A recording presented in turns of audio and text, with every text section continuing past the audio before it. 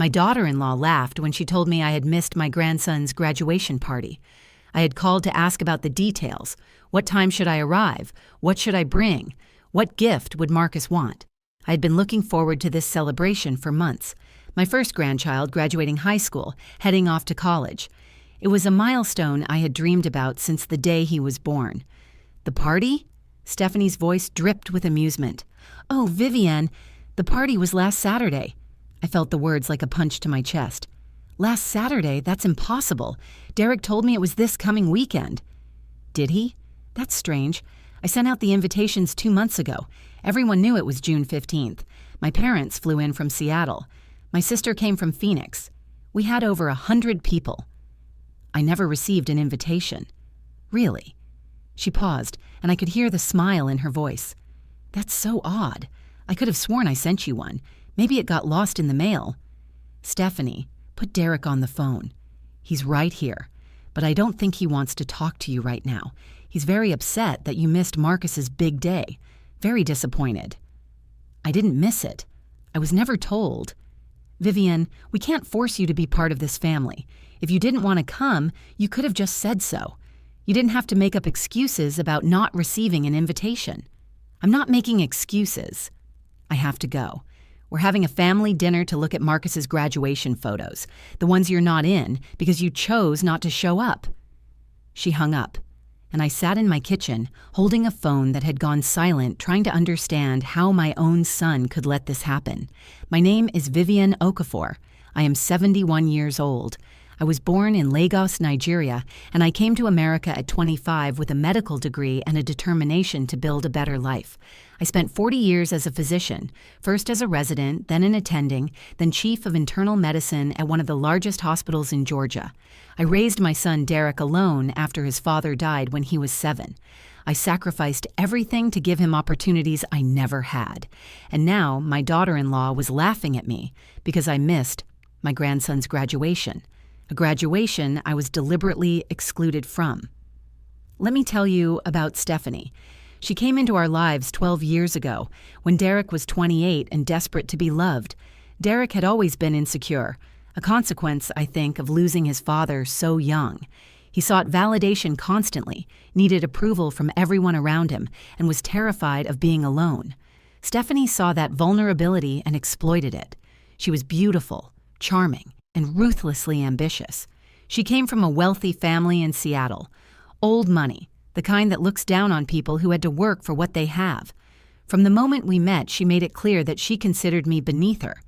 "So you're a doctor," she said at our first dinner together, her eyebrows raised in an expression of polite surprise. "How ambitious of you. My mother always says that women who work too hard miss out on what really matters." "And what really matters?" "Family, of course. Being there for your husband and children, not chasing careers like men. I raised my son alone while working 80-hour weeks. I think I managed to do both." "Did you, though?" She smiled sweetly. "Derek has told me how lonely his childhood was, how you were never home, how he practically raised himself." I looked at my son, waiting for him to correct her. He said nothing, just stared at his plate, avoiding my eyes.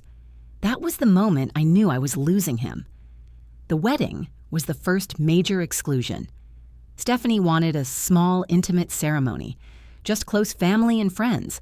Her close family and friends, her parents, her siblings, her college roommates, her sorority sisters. From my side, Derek and me. No aunties from Nigeria, no cousins, no friends I had made over 40 years in America. "We have to keep the numbers balanced," Stephanie explained. "It would look odd if one side had 50 people and the other side had 2. Then invite more from my side." "There's no room. The venue is already at capacity. Then choose a bigger venue." "Vivian, the venue is perfect. My mother found it, and it's been in their family for generations. We're not changing it because you want to invite people who barely know Derek. They're his family. You're his family, and you'll be there. That's what matters." I attended the wedding. I sat alone on the groom's side of the aisle, surrounded by empty chairs, while Stephanie's family filled their section to overflowing. I smiled in the photos. I pretended everything was fine. I told myself that things would get better once they were married, once Stephanie felt more secure, when she realized I wasn't a threat. I was wrong. Over the next 12 years, the exclusions continued. I wasn't told about the pregnancy until Stephanie was 6 months along. We wanted to wait until we were sure everything was okay. I wasn't invited to the baby shower, it was just girlfriends, very casual. I wasn't allowed to visit when Marcus was born. Stephanie needs time to bond with the baby, you understand. I missed first steps, first words, first birthdays. Not because I didn't want to be there, but because I wasn't told. Events would happen, and I would find out days or weeks later through Facebook posts or casual mentions in phone calls. "Oh, you didn't know. I thought Derek told you." The invitation must have gotten lost. "We assumed you were busy with work." Always an excuse. Always plausible deniability. Always a way to make it seem like the oversight was accidental rather than deliberate. But I knew. I knew because Stephanie's parents were at everything. They were at the baby shower. They were at the hospital when Marcus was born. They were at every birthday party, every school play, every soccer game. They had a key to the house. They had a standing dinner invitation every Sunday. They had a bedroom specifically designated for their visits. I had excuses and apologies, and a growing collection of Facebook photos showing celebrations I wasn't part of. I tried talking to Derek. Multiple times. "I feel like I'm being pushed out of your life," I said during one phone call. "I never know what's happening. I miss everything important." "Mom, you're overreacting. Stephanie loves you." "Does she?" Because I can't remember the last time she spoke to me with genuine warmth. She's a private person. She takes time to warm up to people. 12 years, Derek. How much time does she need? You're being unfair. She's a wonderful wife and mother. You should be grateful I found someone so devoted to our family. I am grateful. I just wish I could be part of that family. You are part of it. You're my mother. Nothing changes that. But everything had changed, and Derek either couldn't see it or didn't want to. The graduation invitation, or lack thereof, was the final straw. I had asked about the party months in advance. I had blocked off the entire month of June to make sure I could attend. I had called Derek multiple times to confirm the date. Each time he was vague. "We're still working out the details. Stephanie's handling the planning. I'll let you know. It's probably going to be mid-June. I'll send you the information once it's finalized." Mid-June came and went. The party happened. 100 people celebrated my grandson's achievement, and I sat at home, waiting for a call that never came. The day after Stephanie's laughing phone call, I tried to reach Marcus directly. I called his cell phone. It went to voicemail. I texted him. No response. I sent him a message on Instagram, read but not replied to. Finally, I sent him an email, a long, heartfelt message explaining that I hadn't received an invitation, that I would never deliberately miss his graduation, that I loved him and was so proud of everything he had accomplished.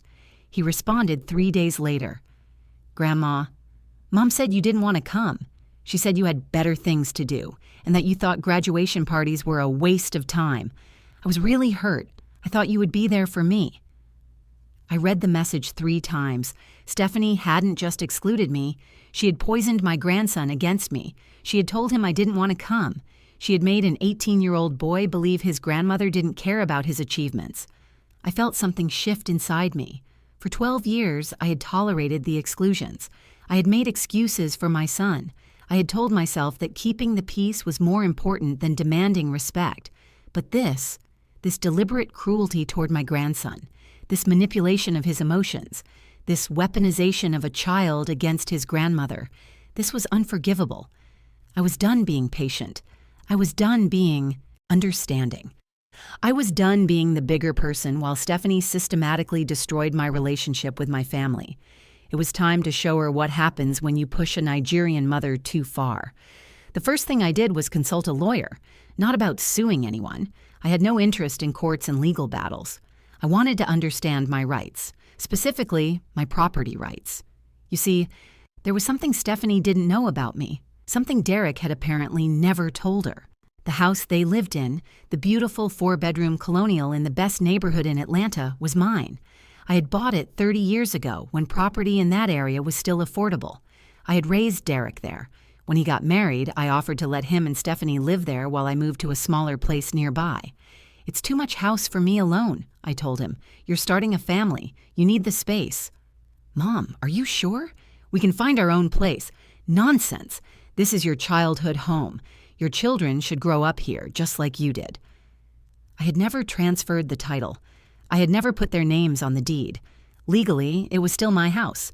They were living there at my pleasure, paying nothing, building equity in nothing, and Stephanie had no idea. My lawyer confirmed what I already knew. They have no legal claim to the property, she said. They're essentially tenants without a lease. You can ask them to leave at any time with proper notice. What's proper notice in Georgia? 60 days for tenants without a lease, but given your relationship, you might want to give them more time. I'll think about it. I didn't need more time. I had already made my decision. The letter arrived at their house exactly 1 week after the phone call with Stephanie. Notice to vacate to Derek Okafor and Stephanie Okafor. You are hereby notified that you must vacate the property located at 847 Magnolia Drive, Atlanta, Georgia, within 60 days of receipt of this notice. This property is owned solely by Vivienne Okafor. No lease agreement exists between the owner and current occupants. As such, this notice serves as formal notification to vacate the premises. Sincerely, Vivienne Okafor. I had my lawyer send it by certified mail. I wanted documentation. I wanted proof. And I wanted Stephanie to understand that her actions had consequences. The phone started ringing within hours. First Derek. Mom, what is this? What are you doing? I'm exercising my property rights. Property rights? This is our home. No, Derek, it's my home. I bought it 30 years ago with money I earned. I let you live there as a favor that's being revoked. You can't do this. I can. My lawyer has confirmed it. You have 60 days to find a new place. Mom, please, think about Marcus. Think about the kids. I am thinking about Marcus. I'm thinking about how your wife told him I didn't want to come to his graduation.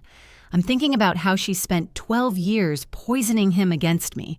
I'm thinking about how she actually laughed, when she told me I had missed the party.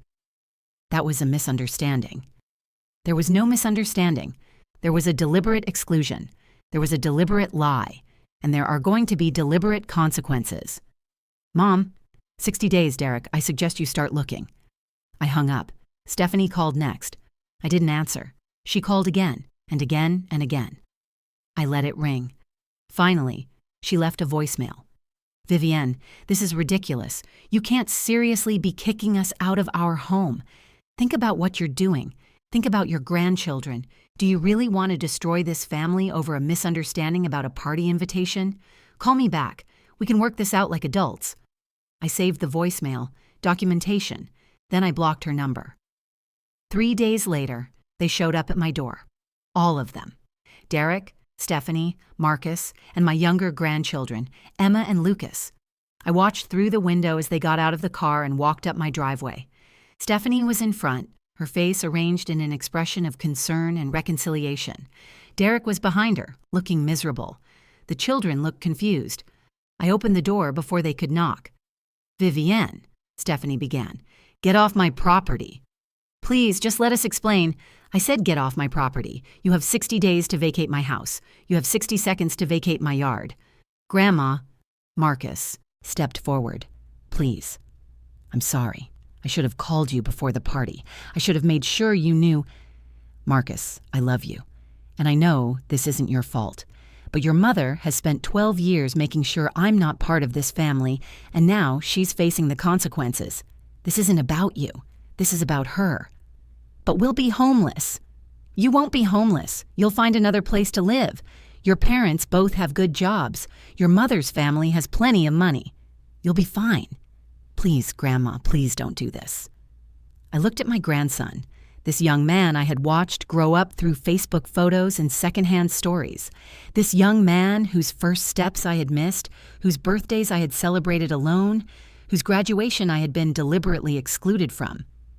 Marcus, do you know what I did on the day of your graduation party? He shook his head. I sat in my living room with a gift I had bought for you 3 months ago. I waited by the phone. thinking maybe there had been a last-minute change of plans. Maybe someone would call to tell me where to go. I waited until 10 p.m., and then I went to bed, telling myself that the party must have been postponed. I felt tears prickling at my eyes, but I refused to let them fall. I spent the next day calling your father, trying to find out what had happened, and when I finally got through, your mother laughed at me. She told me the party was last Saturday. She told me I must have chosen not to come. She made it sound like I had abandoned you when she knew that I was never given the chance to be there. Mom, that's not... Derek started. Be quiet, Derek. For once in your life, be quiet and let me speak. He fell silent. Stephanie, you have spent 12 years excluding me from my son's life, from my grandchildren's lives. You have controlled what information I receive, what events I'm invited to, what role I'm allowed to play in this family. You have made me feel like an unwelcome guest at every gathering I've managed to attend. And you have done it all while smiling and pretending that every exclusion was an accident. Stephanie's face had gone pale. You did, every time. And I tolerated it because I didn't want to make things difficult for Derek. I didn't want to put him in the middle. I didn't want to be the mother-in-law who causes problems. I shook my head. But I'm done tolerating it. I'm done being the bigger person, and I'm done providing you with a free house while you treat me like garbage. The house? We've lived there for 12 years. In my house. My name on the deed. My mortgage paid off 20 years ago. You've lived there as my guests, and now your invitation has been revoked. This isn't fair. Fair? I laughed. You want to talk about fair? Fair would have been inviting me to my grandson's graduation. Fair would have been treating me like family instead of an inconvenience. Fair would have been telling Marcus the truth instead of making him think his grandmother didn't care about him. You were just what? Just keeping me in my place? Just making sure I knew who was in charge? Just slowly cutting me out of my son's life until there was nothing left? I stepped back toward my door. You succeeded, Stephanie. You won. I'm out, but so are you. 60 days. Find somewhere else to live. Mom, please. Derek stepped forward. I'll talk to Stephanie. We'll make this right. We'll include you in everything from now on. No? What do you mean, no? I mean, no. I don't want your belated inclusion. I don't want to be invited to things because you're afraid of losing your house. I don't want a relationship built on threats and leverage. I looked at my son. This man I had raised, had sacrificed for, had loved with everything I had. I wanted you to stand up for me because I'm your mother, because you love me, because it was the right thing to do. But you never did. You let your wife treat me like nothing for 12 years, and you did nothing. I didn't realize. You didn't want to realize. It was easier to look away, easier to let Stephanie handle the family dynamics, easier to pretend everything was fine while your mother was systematically erased from your life. I'm sorry. I know you are. But sorry doesn't fix 12 years of damage. Sorry doesn't give me back the birthdays and Christmases and graduations I missed. Sorry doesn't make Marcus believe I wanted to be at his party. Then what do you want? I want you to leave. I want you to find your own home. And I want you to think, really think, about the kind of husband and son and father you've been. Because maybe, when you're no longer living in my house, you'll finally have to build something of your own. And maybe then you'll understand what it means to be taken for granted. I stepped inside. Grandma, wait, Marcus called. I paused. Marcus, I love you. I've always loved you. And when you're ready, when you've had time to process what your mother told you versus what actually happened, call me. I'll be here. I closed the door.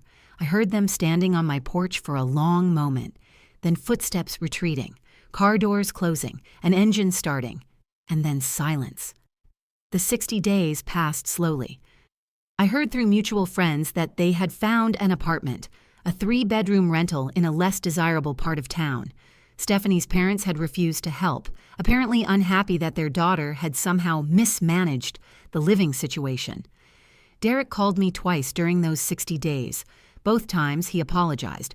Both times he asked me to reconsider. Both times I said no. On the 61st day, I drove by the house on Magnolia Drive. It was empty. They had left it clean. I had to give them that. The lawn was mowed, the windows were washed, the keys were in the mailbox where I had asked them to leave them. I walked through the rooms where I had raised my son, the kitchen where I had taught him to cook jollof rice, the living room where we had watched movies every Friday night, the backyard where he had learned to ride a bike, where he had practiced soccer, where he had cried when his father died, and I had held him until the tears stopped. So many memories, so much love, all of it overshadowed by 12 years of being pushed out. I put the house on the market that afternoon. 3 months later, it sold for $1.2 million. I donated half of it to a scholarship fund for first-generation college students. The other half went into my retirement account. I didn't need the money. I just needed the closure. Marcus called me 6 months after they moved out. "Grandma, it's me." "Marcus, I'm so glad to hear from you. I've been thinking a lot about what happened, about what Mom said versus what you said." He paused. I looked at the invitation list. Mom keeps everything organized in binders. I found the one for my graduation party. "And?" "Your name wasn't on it. It was never on it. The original list, the revisions, the final version, you were never included." I closed my eyes. Confirmation of what I had always known. "I'm sorry, Grandma. I'm so sorry I believed her. I should have known. You've never missed anything you were actually invited to. You've always been there when you knew about things. I should have questioned why this one time was different." "You were 18 years old, Marcus. You trusted your mother. That's not something to apologize for." "But I hurt you." "You didn't hurt me. Stephanie hurt me. She used you to do it, but the responsibility is hers, not yours." "Can I see you? Can we start over?" "We don't need to start over. We just need to continue. Come for dinner on Sunday. I'll make jollof rice." "I'd like that." "Marcus?" "Yes?" "I'm proud of you for looking at those binders, for calling me, for being brave enough to question what you were told. That takes courage." "I learned it from you, Grandma." I smiled. Maybe I hadn't lost everything after all. It's been 3 years since I told them to get off my property. Marcus visits me every Sunday. He's in college now, pre-med, following in my footsteps, and he drives 2 hours each way just to have dinner with his grandmother. Emma and Lucas, my younger grandchildren, have started coming too. They're 13 and 11 now, old enough to make their own choices about who they spend time with. Derek comes sometimes, not often. Things between us are complicated. He apologized eventually. A real apology, not the defensive excuses he had offered before. He acknowledged that he had failed me, that he had let Stephanie control his relationship with his mother, that he had been a coward. I accepted his apology. I haven't forgiven him. Maybe I will someday, maybe I won't. Some wounds take longer to heal than others. Stephanie and I don't speak. From what Marcus tells me, she's bitter. She blames me for destroying her family. She tells anyone who will listen that I'm a vindictive old woman who threw her grandchildren out of their home over a misunderstanding.